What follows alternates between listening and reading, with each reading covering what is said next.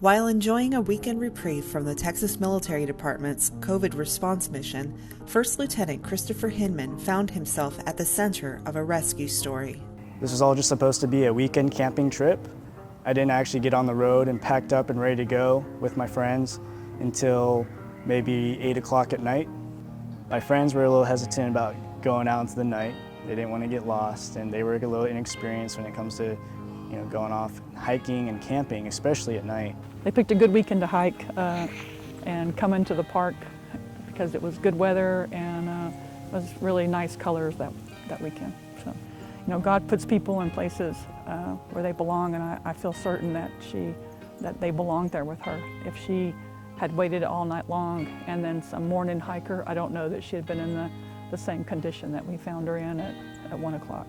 I think that her condition would have deteriorated rapidly because that was quite a nasty break. As Lieutenant Hinman and his friends set out hiking into the night toward a remote site, they were surprised when some of the group who had gone ahead came back down the trail, saying they had found an injured hiker alone in the dark. We all met up, and they were kind of out of breath, and they were panicked. They let us know, like, we just found a lady, she broke her leg, we need to get her help. Due to COVID, I was getting tired of being home, so I took 2 days off to go hike Gardner State Park and Maple State Park. Going down the trail, I stumbled on a rock and down I went. I knew my foot something was really wrong because it was bent sideways.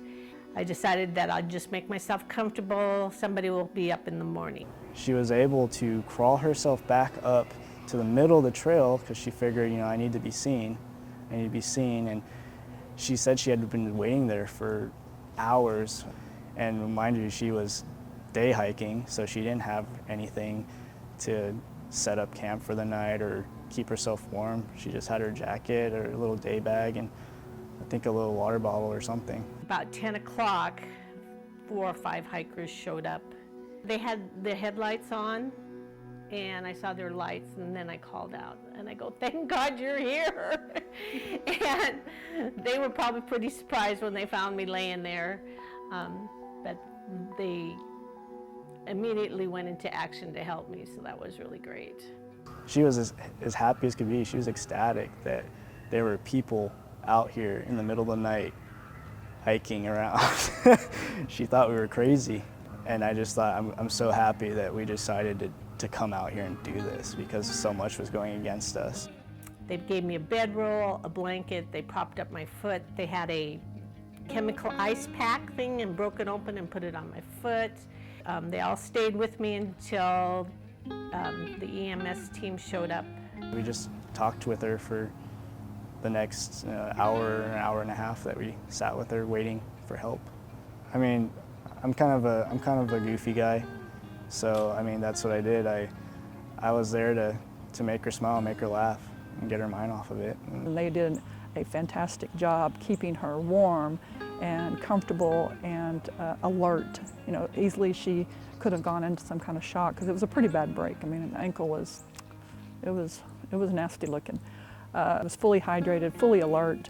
They had given her snack foods, health foods to eat, energy bars, and just talking to her, and it was so refreshing because each one of them called her Miss Brenda. Her name was Brenda Franks. And everybody helped to load me in the basket and carry me up to the truck. I think there were like 10 guys around me carrying my basket up to the truck.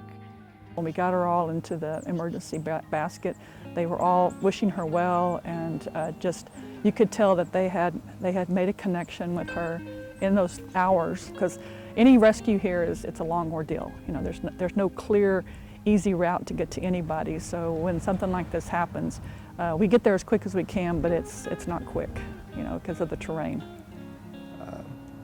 Honestly, we just happened to be in the right place at the right time. With all the terrible things happening in the world right now, it is so nice that people have come together and did something good for a human being. We for sure thank him and his fellow hikers with him, backpackers. I had no doubt that Miss Brenda was in the best hands that she could get. Reporting from Austin with the Texas Military Department, This is Air National Guard Master Sergeant Lynn Means.